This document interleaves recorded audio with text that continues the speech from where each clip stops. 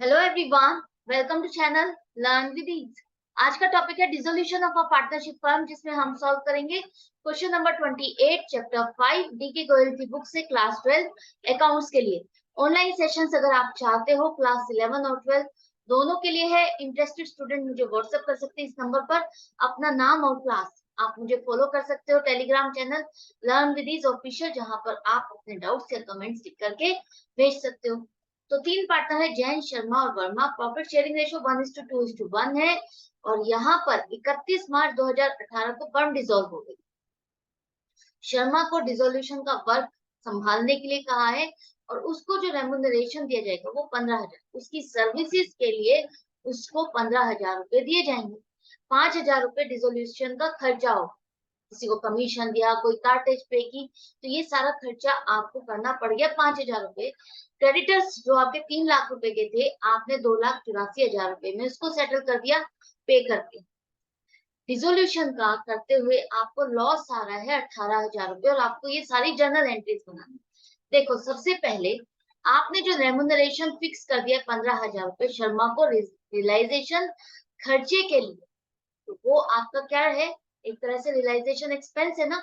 अगर आप किसी को उसकी सर्विसेज के लिए पैसा दे रहे हो तो वो, और रियलाइजेशन का ही वो काम संभालने वाला है, तो रियलाइजेशन का खर्चा ही माना जाएगा।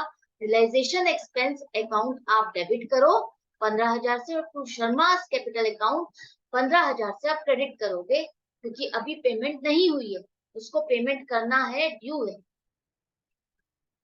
विल बी पेड लिखा है, पेड नहीं लिखा, विल बी पेड। अभी उसको पेमेंट की जाएगी। इसके बाद आप मुझे ये बताओ, ये जो 5,000 का आपने डिसोल्यूशन का खर्चा किया है, ये फर्म की लाइबिलिटी है या शर्मा की लाइबिलिटी है? फर्म की लाइबिलिटी है, फर्म ही पे करेगी, क्योंकि जो इसको 15,000 हम दे रहे हैं, यहाँ क्वेश्चन में नहीं लिखा कि इसमें 15,000 हम उसकी सर्विसेज के लिए दे रहे हैं। शर्मा आगे जो भी खर्चा होगा वो खुद पियर करेगा। रियलाइजेशन से रिलेटेड जो भी खर्चा होगा वो शर्मा की जिम्मेवारी है, ऐसा कुछ भी नहीं लिखा। तो इसका मतलब क्या है, ये सिर्फ प्योरली उसकी सर्विसेज के चार्जेस हैं जो कि आपको बुक करना है। तो 15,000 ये भी आपके रियलाइजेशन का खर्चा है, और जो 5,000 जो किसी को पेमेंट करनी पड़ रही है आगे आपको एसेट्स बेचने के लिए या कुछ भी, वो भी खर्चा 5,000 रुपये आप अपनी बुक्स में रिकॉर्ड करोगे। रियलाइजेशन अकाउंट आपका डेबिट होगा 5,000 से, और बैंक या कैश अकाउंट दोनों में से आप कुछ भी लिख सकते हो, क्रेडिट करो 5,000 से, पेमेंट होगी। आई होप आपको इस पॉइंट में जो डिफरेंस है और जो लास्ट क्वेश्चन में हमने किया था दोनों में फर्क समझ में आ गया। वहां पर क्लियरली लिखा है कि एक्स को हम जो कमीशन देने वाले हैं वो कमीशन हम उसको दे रहे हैं उसकी सर्विसेज के लिए, और जो आगे जितना भी खर्चा होगा उसकी जिम्मेवारी एक्स की है, वही बियर करेगा। क्लियरली ये स्टेटमेंट लिखी हुई है वहां पर। लेकिन यहाँ पर ऐसा कुछ नहीं लिखा, इसका मतलब ये खर्चा शर्मा की जिम्मेवारी नहीं है, फर्म की लाइबिलिटी है, फर्म ही पे करेगी 5,000।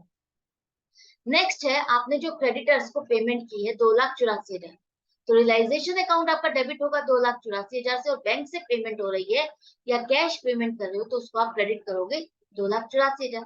आपको जो 3 लाख रुपए में जो डिस्काउंट मिल रहा है, कम पैसे दे रहे हो, ऐसा कुछ भी कहीं पर भी आपको नहीं लिखना। सिंपली आपने लाइबिलिटी की पेमेंट की है, जिसे आप रियलाइजेशन अकाउंट में डेबिट साइड पर लिखते हो। तो रियलाइजेशन अकाउंट तो आपका डेबिट हो गया, और पेमेंट कर रहे हो, बैंक से पैसा जा रहा है, तो बैंक अकाउंट को आप क्रेडिट कर दो। नेक्स्ट है आपका डिसोल्यूशन पर आपका लॉस आ रहा है 18,000। अब लॉस है तो आप क्या करोगे, रियलाइजेशन का लॉस है तो पार्टनर से डिस्ट्रीब्यूट करोगे। प्रॉफिट शेयरिंग रेशियो 1:2:1 है। इन तीनों में डिस्ट्रीब्यूशन हो जाएगा, और जिसका जितना लॉस है उस अकाउंट में आप डेबिट करोगे, उस पार्टनर के अकाउंट में आप डेबिट करोगे। और लॉस किस केस में आता है, जब रियलाइजेशन अकाउंट में डेबिट साइड का टोटल ज्यादा होता है और क्रेडिट साइड का कम। तो इसका मतलब आपको ये पोस्टिंग कहाँ करनी है, क्रेडिट साइड पर, ताकि टोटल इक्वल हो जाए। तो रियलाइजेशन अकाउंट आपका क्रेडिट हो जाएगा 18,000 से, और ये लॉस है तो पार्टनर्स के अकाउंट में आप डेबिट करोगे।